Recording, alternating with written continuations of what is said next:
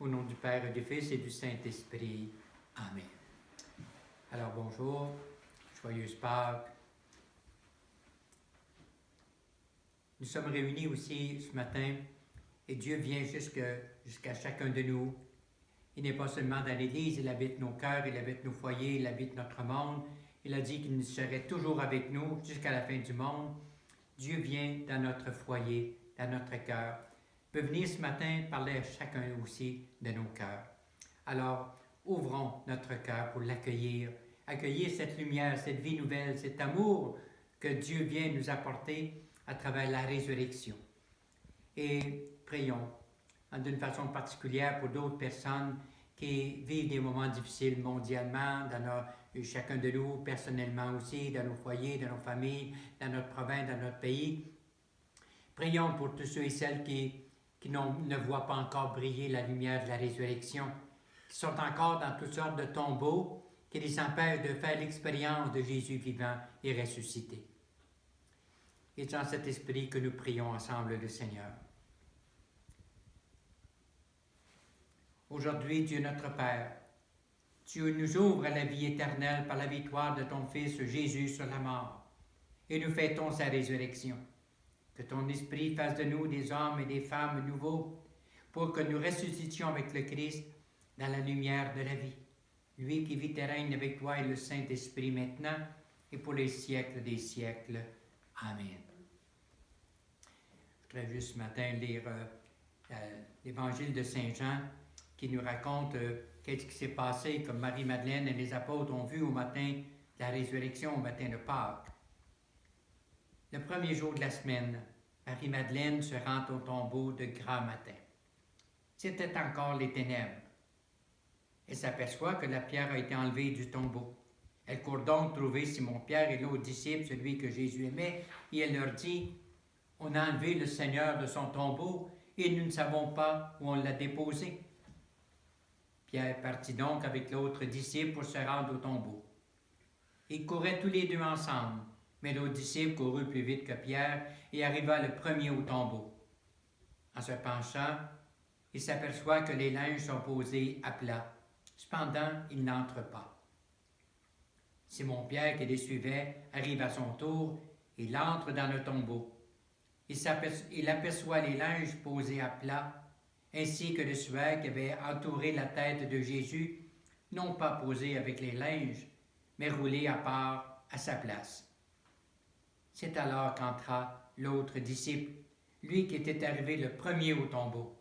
Il vit et il crut. Jusque-là, en effet, les disciples n'avaient pas compris que, selon l'Écriture, il fallait que Jésus ressuscite d'entre les morts. Acclamons cette parole de Dieu. Louange à toi, Seigneur Jésus. Quelques mots peut-être pour nous aider un petit peu à saisir un peu plus le sens de la résurrection de Jésus. D'abord, le jour de Pâques, on pourrait dire que c'est Dieu qui aime faire des surprises. Aimer, c'est vouloir faire des surprises à quelqu'un. Et Dieu nous a tellement aimés qu'il n'a pas voulu que tout se termine à la croix, à la mort de Jésus. Non, l'amour fait des surprises et Dieu nous a fait une surprise extraordinaire. Et dans le fond, la vie et toute la vie de Jésus, ça a été d'aimer, faire le bien, guérir les personnes, enlever la souffrance, enlever tout ce qui était dans leur cœur qui n'était pas de l'amour, de la lumière, de la vie, l'espérance, la lumière aussi de Dieu. Et lorsque Jésus meurt, il nous donne véritablement tout le sens de sa vie. Tout ne se termine pas à la croix, tout recommence à la croix. Le blé, le grain de blé est tombé en terre pour donner maintenant des fruits de vie, des fruits d'amour, de vie divine et de vie éternelle. Et on voit Marie-Madeleine qui se rend au tombeau, qui avait tellement aimé Jésus, Jésus qui l'avait libéré, sa vie n'allait nulle part, qui n'était pas heureuse. Et Jésus avait donné un sens nouveau à sa vie. Elle était là au pied de la croix également, par amour pour Jésus. Et elle se rend maintenant pour voir qu'est-ce qui s'était passé au tombeau, pour exprimer sa paix, son amour, sa compassion envers celui qu'elle avait tellement aimé. Et elle se rend compte que tout est différent. La pierre est roulée, il y a juste les neiges qui sont là, et surtout son corps n'est pas là. Elle va voir les disciples, Pierre et Jean, qui viennent nous autres aussi au tombeau, puis Jésus n'est pas là. Qu'est-ce qui s'est passé? Il s'est passé que les apôtres croyaient que tout était fini au moment de la mort de Jésus, sur le calvaire. Mais qu'est-ce qui a retenu? Jésus est resté sur la croix, et ce n'est pas les clous qui ont fait que Jésus est resté sur la croix, c'est Jésus est resté sur la croix par amour pour nous. Et les Juifs lui disaient, si tu es le Fils de Dieu, descends de la croix, on va croire en toi. Jésus n'est pas descendu de la croix. Pourquoi? Parce qu'il s'il était descendu de la croix, il aurait été un peu comme nous. Jésus est resté sur la croix pour nous dire que désormais, l'amour de Dieu serait toujours ouvert comme son cœur l'a été sur la croix, et ses bras seront toujours ouverts maintenant pour nous donner l'amour avec lequel Dieu pouvait nous aimer. Et sur la croix, c'est là que Jésus a demandé à son Père de nous pardonner. Pourquoi? Parce que l'amour pardonne, l'amour oublie, l'amour donne et donne le meilleur de soi-même. Et c'est ce que Jésus a fait. Vous savez, avant, au moment de Jésus, au temps de Jésus, les païens. Pour les païens, lorsque quelqu'un mourait, il écrivait souvent sur des pierres tombales, « Tout est fini, on ne se reverra plus jamais. » Avec Jésus, tout est différent. Tout recommence, tout est transformé. Et à cause de la mort de Jésus, à ce moment-là, on a en chacun de nous la vie divine, la vie éternelle, l'amour du Père et les bras du Père qui seront toujours ouverts pour nous accueillir, nous, ses enfants, tels que nous sommes. Marie au tombeau avait beaucoup de tristesse, était déçue, tout comme les apôtres. Pierre et les autres devaient regarder leur tristesse. Qu'est-ce que nous allons faire maintenant? Mais, me dit, Marie a vu la pierre du tombeau rouler. Et puis, qu'il n'y avait plus rien. Le corps de Jésus n'est plus là. Elle allait vers le tombeau vide. Aimer, c'est regarder puis rencontrer une personne. Et Marie ne pouvait plus rencontrer Jésus. Pourquoi? Parce qu'il était mort. Alors, je me dis, Marie se rappelait, elle, tout ce que Jésus avait fait. C'était vrai. Et puis, Jésus sur la croix a pris notre mal, a pris nos péchés, a pris toutes nos déceptions et les a déposées dans le cœur du Père, mais surtout les a clouées sur la croix. Pourquoi? Pour nous donner son amour, nous donner son pardon et aussi le pardon du Père. Au moment de la résurrection, Saint Paul disait, « Vous êtes tous ressuscités avec le Christ. » Maintenant, on a cette vie nouvelle en chacun de nous depuis notre baptême. Depuis notre baptême, Dieu a versé dans notre cœur et sur notre tête une eau. Et cette eau a fait couler dans nos cœurs l'amour, la tendresse, la vie divine et la vie éternelle. Et maintenant, nous sommes appelés à ressembler à Jésus. Et nous sommes maintenant les mains, la présence, l'amour, la lumière du Christ ressuscité. Et c'est important, parce que Paul vient donner sens à toute la vie de Jésus.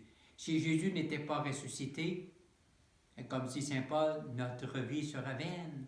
En quoi est-ce qu'on croirait quelqu'un qui est mort? Non. Et la grandeur de l'être humain, c'est quoi? C'est de savoir qu'il est mortel, qu'il doit finir un jour. Les animaux ne savent pas ça. La grandeur de l'être humain, c'est savoir qu'il est mortel, qu'il y a une fin, mais qu'il y aura quelque chose aussi après. Et à cause de Jésus, et la grandeur, justement, c'est la grandeur de Dieu, que notre mort, ce n'est pas une fin, c'est un commencement. On a en chacun de nous, de par notre baptême, de par la mort et la résurrection du Christ, on a une vie qui ne finira jamais. Et au moment de la résurrection, c'est un monde nouveau maintenant qui commence. Tout est différent, tout est transformé. Et puis, la résurrection, c'est comme l'extraordinaire, c'est que le corps du Christ ressuscité, c'est le corps du Christ qui a été aussi cloué en croix.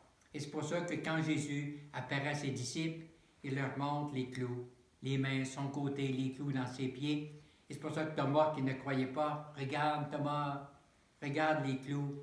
Alors, c'est moi maintenant qui est là. Et quand maintenant nous mourrons, nous les croyants, comme on dit, c'est quand un mortel meurt, c'est un immortel qui commence. Et puis, évidemment, il y aura toujours le tombeau. Il y aura toujours un tombeau où est-ce que il y a de la guerre, il y a de la violence, il y a de la méchanceté, il y a de la drogue qui détruit, il y a l'égoïsme. Mais en même temps, il y a une lumière extraordinaire qui brillera toujours maintenant, qui est l'amour de Dieu, qui nous appelle au partage, à la joie, à la bonté de ressembler à Dieu. Et surtout dans ces temps difficiles comme nous vivons aujourd'hui, beaucoup peut-être vont aller vers le tombeau. Mais regardons pas juste en bas, regardons pas juste nos difficultés, regardons pas juste nos souffrances. Levons les yeux vers Dieu maintenant. Il y a une lumière qui va briller, il y a un amour qui brillera pour toujours, qui nous accompagnera. Et quand Jésus a envoyé les apôtres qui avaient vécu tout avec lui, 3 ans, Jésus leur a dit, c'est vous maintenant qui en êtes les témoins. Ils ont été tellement témoins qu'ils ont accepté de mourir, de donner leur vie, au lieu de dire que c'est pas vrai, que le Christ était vivant et ressuscité, qu'ils avaient fait l'expérience eux autres mêmes, comme Marie-Madeleine, comme Pierre, comme les autres apôtres, comme Thomas. Ils ont fait l'expérience. Alors, Jésus avait cloué sur la croix la haine, la méchanceté, tous nos péchés. Alors, les apôtres sont appelés à en faire cette expérience-là. Et chez les païens, anciennement, puis ceux qui étaient autour de Jésus, au temps de Jésus, les païens croyaient en des dieux. Et leur Dieu, il fallait faire des sacrifices, il fallait plaire aux dieux. Alors que Jésus ne demande pas des sacrifices, Jésus ne veut pas, accepte non pas que nous donnions notre vie pour lui, mais qu'il a donné sa vie par amour pour nous. Et croire en Jésus, c'est pas de dire, bien, souffrez maintenant, puis après la mort, vous aurez votre consolation. Non. Jésus, toute sa vie, a vaincu le mal par les guérisons, a combattu le mal. Pourquoi? Parce qu'il a fait triompher l'amour et aussi l'amour de Dieu. Quand j'étais jeune, mes parents, le matin de Pâques, disaient toujours « Regardez, le soleil danse ». Et on avait véritablement l'impression que le soleil dansait le jour de Pâques, comme il a dansé aussi au jour que la Sainte Vierge est apparue à Fatima, la dernière apparition, le soleil dansait. Les gens qui étaient tous mouillés sont devenus tout secs. Pourquoi? Parce que c'était un printemps nouveau. Et Pâques survient au printemps. Pourquoi? Parce que la nature renaît. Et nous sommes appelés, nous autres aussi, à renaître. On va chanter « Alléluia, le Christ est vivant, ressuscité ». Peut-être qu'il y a beaucoup de monde qui ne peuvent pas chanter l'Alléluia en cette année 2020. La maladie, la souffrance, le virus, on a perdu notre emploi. On ne sait pas qu'est-ce que demain sera aussi pour nous. Alors je me dis, Dieu ne nous demande pas de fermer les yeux sur le mal, le regarder, mais de faire comme lui, combattre le mal aussi. Et puis d'être certain que nous sommes tous aimés de Dieu. Les bras de Dieu sur la croix sont ouverts et le papa qui a accueilli son enfant prodigue dans la souffrance, dans la méchanceté, dans tout le problème qu'il lui-même avait vécu, les bras de Dieu seront désormais toujours ouverts. Et ce qu'on est certain aussi que Dieu nous a donné, sa maman Marie. Et Marie méditait toutes ces choses dans son cœur. Marie à Cana a dit, faites tout ce qu'il vous dira. Et Marie nous conduira toujours à Jésus. Pourquoi? Parce que Jésus est le chemin, Jésus est la vérité, Jésus est aussi la vie qui nous mène vers Dieu. Et notre mort à nous, c'est Dieu qui nous demande de déposer dans son cœur la personne pour qu'il puisse l'aimer autant que nous autres sur terre, on peut l'avoir aimé. Parce que lorsqu'un enfant naît, c'est Dieu qui vient déposer dans nos cœurs un enfant pour qu'on puisse l'aimer autant que lui peut l'aimer un enfant. Il s'est fait lui-même un enfant. Et lorsque la personne meurt, c'est Dieu maintenant qui nous demande de déposer dans son cœur et ses bras pour que pour toute l'éternité, et puisse nous montrer et montrer à la personne qui est décédée de quel amour Dieu pouvait l'aimer. Et un peu comme une journée, je me rappelle d'une dame que son mari était mort. Elle allait tous les jours pleurer sur la tombe. Elle pleurait. Alors je lui ai dit à un moment donné, non, n'y va plus. Regarde plus sur la terre, ou sous terre. Regarde vers le ciel. Pourquoi? Parce que comme Marie n'a pas regardé la croix, toutes les souffrances de Jésus. Marie a regardé qu'au-delà de la croix, brillerait toujours l'amour de Dieu, la lumière de la résurrection. Et je me dis, dans notre vie, c'est un peu pareil. Lorsqu'on regarde un coucher de soleil, on ne se met pas à pleurer en disant « le soleil est parti, on ne le reverra plus jamais ». Non, on passe la nuit, on est certain qu'il y aura un lever du soleil aussi beau que le coucher du soleil qu'on a vu.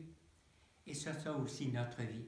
À cause de la mort et de la résurrection de Jésus, notre vie n'est pas juste un coucher de soleil, notre vie c'est l'aurore. Où est-ce que le soleil de l'amour de Dieu brillera pour toujours pour nous. Et Dieu ne regardera jamais comment on croit. Il ne regardera pas nos erreurs, il va regarder qu'à travers nos faiblesses, nos manquements, tout ça, on est en train de faire des expériences pour mieux expérimenter à travers toute notre vie. Un peu comme Pierre a fait à travers son reniement de Jésus, qui était un péché. Mais à travers tout cela, Pierre a expérimenté combien grand est l'amour de Dieu. Et à travers chacun de nos manquements, de nos faiblesses, des erreurs qu'on peut faire, on est appelé à faire l'expérience de l'amour de Dieu. Et lorsqu'on aime, on ne garde pas les erreurs de la personne, les manquements, on garde l'amour avec lequel on peut l'aimer. Et jamais ce soleil ne se terminera pour nous, ce qu'on est tout à fait certain. Et puis, nous rappeler justement, au moment de la résurrection, de quel amour Dieu peut nous avoir aimés.